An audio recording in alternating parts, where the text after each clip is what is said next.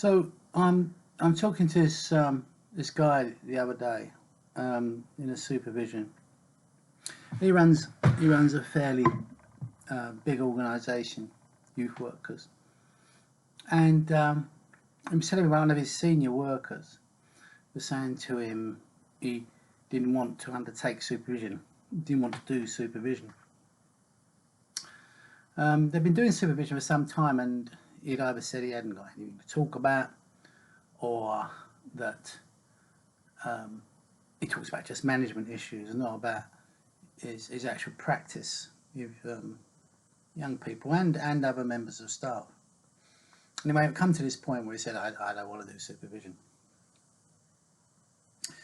And so this person was bringing this to me and asking me what they should do about this senior manager not wanting to do supervision. And I really don't understand that, how someone can be in youth work, a youth worker, managing other youth workers as well, but just to be a youth worker and to say they don't want to talk about their practice. What is it that they're hiding? Why won't they talk about what they're doing? Because the idea of supervision, as some of you probably know, is it is about looking and at one's own practice, but being open to other people about your practice, your managers, your colleagues, perhaps exploring and reflecting on what you do, whether it's the best thing to do in this case, or whether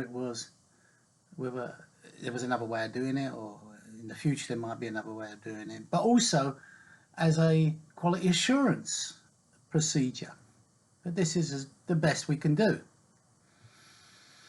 But to privatise practice, to say that one has a choice whether one talks about what one does with other people's children,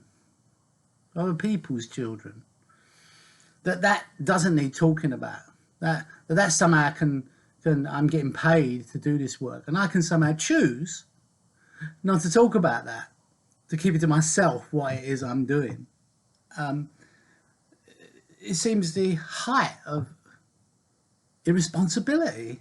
Never mind about some kind of ego that you've got going on, about you don't just talk about what you do, you keep it to yourself. You don't do that. This is somebody else's child you're doing stuff with, and you're not prepared to open it. It's this idea that supervision is somehow a choice in our work, which seems to me not only ridiculous, but wrong. It's just wrong.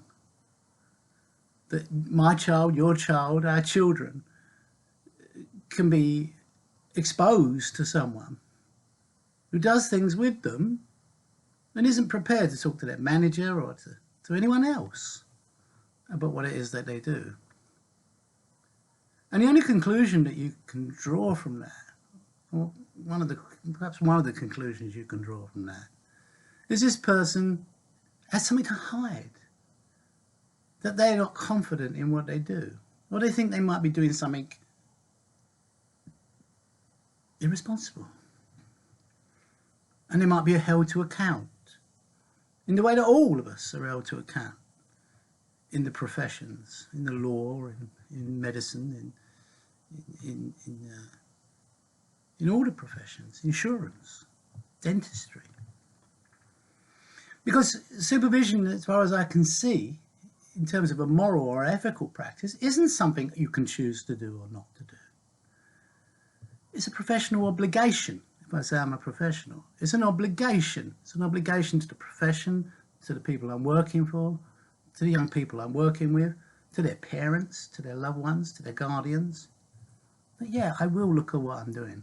I will ask questions and ask somebody else to ask questions about them. Well, I think we're kind of afraid, though, aren't we, to actually say this is irresponsible of you.